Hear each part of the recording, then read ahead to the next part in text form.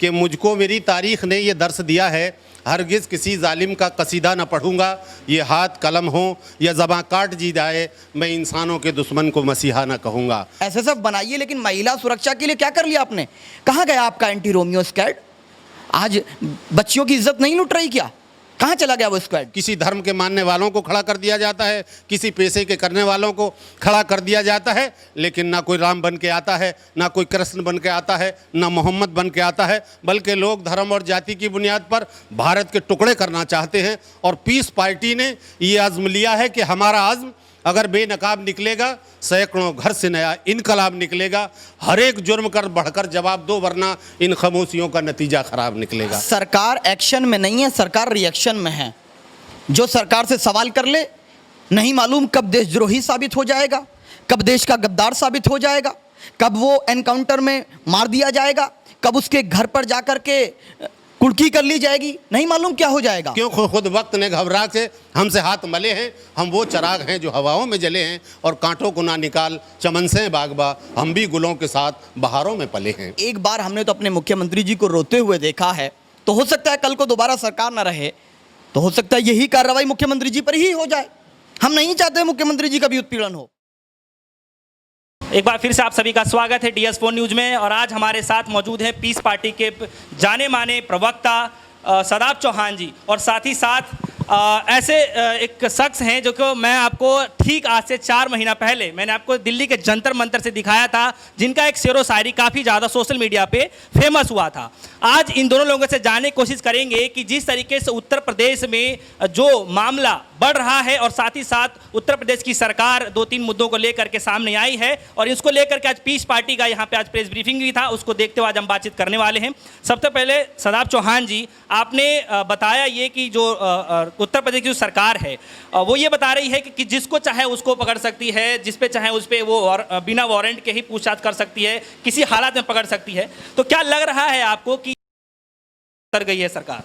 बिल्कुल, जिस प्रकार से आज से 100 साल पहले अंग्रेज़ों ने कानून पारित किया था, जिसको रॉलेट एक्ट के नाम से जाना गया, जिसको काला कानून कहा गया, जिसको महात्मा गांधी जी ने जिसका विरोध किया, तो हम महात्मा गांधी जी की विचारधारा पर चलते हुए इस काले कानून का विरोध इसलिए करते हैं कि जो भी सरकार से सवाल करेगा उसका उत्पीड़न होगा, उसके राजनीतिक द्वेष में उस पर आरोप साबित किए जाएंगे। और एक बार हमने तो अपने मुख्यमंत्री जी को रोते हुए देखा है, तो हो सकता है कल को दोबारा सरकार ना रहे, तो हो सकता है यही कार्रवाई मुख्यमंत्री जी पर ही हो जाए।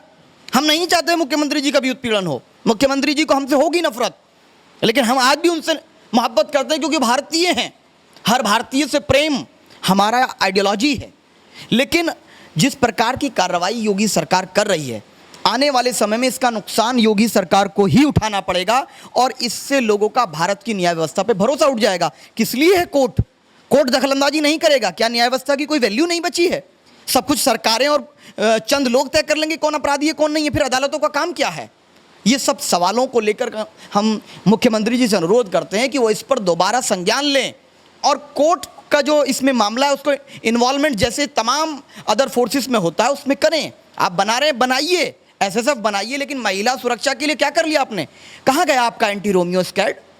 आज बच्चियों की इज्जत नहीं लुट रही क्या? कहाँ चला गया वो स्क्वाड? क्या कारोबारियों का उत्पीड़न नहीं हो रहा? तो ये तमाम मुद्दों को लेकर हमने प्रसाता की। लेकिन सर वो उनकी सरकार ये कह रही है कि जिस तरीके से अपराध बढ़ रहा है उसको देखते हुए बताया जा रहा है कि योगी सरकार भी एक्शन में आई हुई है, क्योंकि लगातार एनकाउंटर करने का जो मामला है सामने आ रहा है, तो कहीं ना कहीं अपराधियों के अंदर भी डर पैदा हो रहा है। इसको लेकर सरकार एक्शन में नहीं है, सरकार रिएक्शन में है। जो सरकार से सवाल कर ले, नहीं मालूम कब देशद्रोही साबित हो जाएगा, कब देश का गद्दार साबित हो जाएगा, कब वो एनकाउंटर में मार दिया जाएगा, कब उसके घर पर जाकर के कुर्की कर ली जाएगी, नहीं मालूम क्या हो जाएगा।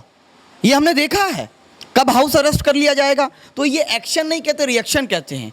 आपको लॉ एंड ऑर्डर मेंटेन करना, क्या हमारी पुलिस सक्षम नहीं है लॉ एंड ऑर्डर मेंटेन करने में? ये तो सवालिया निशान उत्तर प्रदेश की पुलिस पे। उनकी जो जितना भी उन्होंने काम किया है इस कोरोना काल में, उनका अपमान कर रहे हैं योगी जी कि उत्तर प्रदेश की पुलिस नाकारा हो चुकी। ये बताना चाहते हैं आप कि अलग से गठन की जरूरत पड़ गई? आज तक तो जरूरत नहीं पड़ी, कि अपराध इससे पहले से ही होता था। ठीक है। खुर्शीद आलम जी, अब आपसे सवाल है मेरा कि जो ये नाम चेंज करने का जो सिलसिला चल रहा है, जैसे इलाहाबाद को देखते हुए काफ़ी लोगों ने सवाल उठाया था कि प्रयागराज क्यों किया जा रहा है, इतने करोड़ रुपए क्यों बर्बाद किए जा रहे हैं। उसके बाद रेलवे स्टेशन का नाम चेंज कर दिया जाता है। अब बताया जा रहा है कि आगरा का नाम भी चेंज करने की बातचीत चल रही थी, लेकिन अब किसी और चीज़ का नाम चेंज कर दिया है उन्होंने। तो अब बताया जा रहा है कि जो सिलसिला चल रहा है नाम चेंज करने की, इससे क्या लग रहा है कि विकास होने वाला है? हर दौर में हर चीज़ बदलती रही, मगर एक रिश्ता वफ़ा है जो पहले की तरह है। दौर कोई सा भी रहा हो, चाहे वो महाभारत कालीन का दौर हो, चाहे रामायण की स्थापना का दौर रहा हो, कल सीता हरण के वक्त तमाम की तमाम संस्कृति के पर्याय रावण के खिलाफ थे। रावण की न जाति पूछी थी, न धर्म पूछा था, बल्कि उसके कर्म के आधार पर उसको सज़ा दी गई थी। उसके बाद महाभारत कालीन का जब सत्र चला, 5243 साल के बाद द्रौपदी की इज्जत पर डाका पड़ा, चीख सबने सुनी, घर से न निकला कोई। एक वो तारीख थी जब द्रौपदी के सामने एक ही सवाल था, क्या मेरी अजमत बचेगी कि नहीं बचेगी, मेरी सुरक्षा होगी कि नहीं होगी। लेकिन 100 कौरव एक तरफ थे और 5 पांडव एक तरफ थे।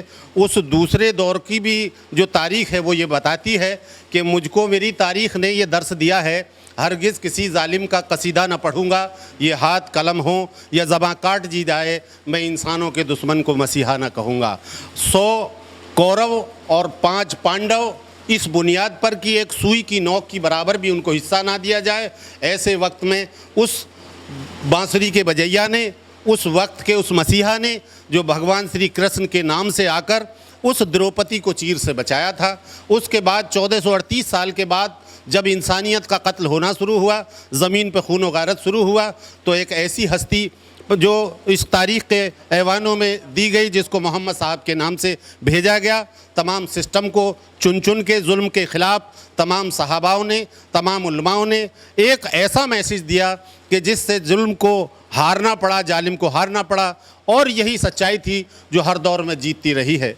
आज अफसोस इस बात का है कि द्रौपदी की जगह किसी समाज को खड़ा कर दिया जाता है, किसी धर्म के मानने वालों को खड़ा कर दिया जाता है, किसी पेशे के करने वालों को खड़ा कर दिया जाता है, लेकिन ना कोई राम बन के आता है, ना कोई कृष्ण बन के आता है, ना मोहम्मद बन के आता है, बल्कि लोग धर्म और जाति की बुनियाद पर भारत के टुकड़े करना चाहते हैं। और पीस पार्टी ने ये आज़म लिया है कि हमारा आज़म अगर बेनकाब निकलेगा, सैकड़ों घर से नया इनकलाब निकलेगा। हर एक जुर्म कर बढ़कर जवाब दो, वरना इन खामोशियों का नतीजा ख़राब निकलेगा। आज तमाम पीस पार्टी ही नहीं, बल्कि पीस के माने हैं शिवसैनिक। एक वो शिवसेना है जो हिंदुस्तान के साथ जैसा बर्ताव करती है, मुझे बताने की ज़रूरत नहीं। एक ये भी शिवसेना है। हम सिर्फ वो भक्त हैं, शांति भक्त हैं, जिसके मर्यादा पुरुषोत्तम राम भी भक्त थे और रावण भी भक्त थे। फ़र्क ये था कि वो व्यक्तिगत ज़िंदगी के चक्कर में पूरी संस्कृति को उन्होंने लुटवा दिया, और एक राम थे, बन को चले गए। कुछ और बात थी, बुझने न दिया भरत ने उस राम का चिराग। ये वो देश है जो 14 बरस इसी ओहदे पर, इसी कुर्सी पर, जिस पर हमारे राजा बैठे हैं, मुख्यमंत्री जी, प्रधानमंत्री बैठे हैं, वो चरण खड़ाऊं थी रामचंद्र जी की, जिन पे रखा तो 14 साल तक न किसी की इज्जत पे डाका पड़ा, न जाति मजहब के नाम पर किसी को सताया गया, न संस्कृति के किसी पर्याय और अध्याय को मिटाया गया। आज हम जानना चाहते हैं कैसी हुकूमत, कैसी व्यवस्था। आज हम परेशान हैं, आज हालात से कितना खुश है ज़माना। इसी बात से बोलो, बच्चों को लेकर के जाएं कहाँ, अपना घर गिर गया सियासी बरसात से। मुगल आइडियल नहीं हो सकते सर, वो कह रहे हैं कि मुगल आइडियल नहीं हो सकते, किसी का आइडियोलॉजी नहीं हो सकते, इसलिए उनका नाम बदल रहे हैं। कैसा लग रहा है आपको? कुछ बढ़ रहा है? जिसने अच्छा काम किया है उसकी तारीफ़ करनी पड़ेगी, और जिसने बुरा काम किया है उसकी तारीफ़ नहीं करनी पड़ेगी। आज अफसोस इसी बात का है कि हम करें बात, दलीलों से तो रद्द होती है, उनके होठों की खामोशी भी सनद होती है। कुछ ना कहने से भी लुट जाता है जाजे सुखन, जुर्म सहने से भी जालिम की मदद होती है। अगर सच्चाई, वफादारी और अपने वतन परस्ती और हिंदुस्तान की एकता, अखंडता के लिए आज हम आगे आए हैं, और हम तमाम लोगों से कहना चाहते हैं, क्यों खुद वक्त ने घबरा के हमसे हाथ मले हैं। हम वो चिराग हैं जो हवाओं में जले हैं, और कांटों को ना निकाल चमन से बागबा, हम भी गुलों के साथ बहारों में पले हैं। कोई मुगल की बात करे, किसी धर्म जाति की बात करे, इससे पीस पार्टी का लेना देना नहीं है। तमाम मानवता के लिए हम घर से निकले हैं। तमाम मानवता को उसका हक दिलाना, उसके घर तक पहुंचाना हमारा धर्म भी है, हमारा कर्तव्य है, और हम उसी में काम करते हैं।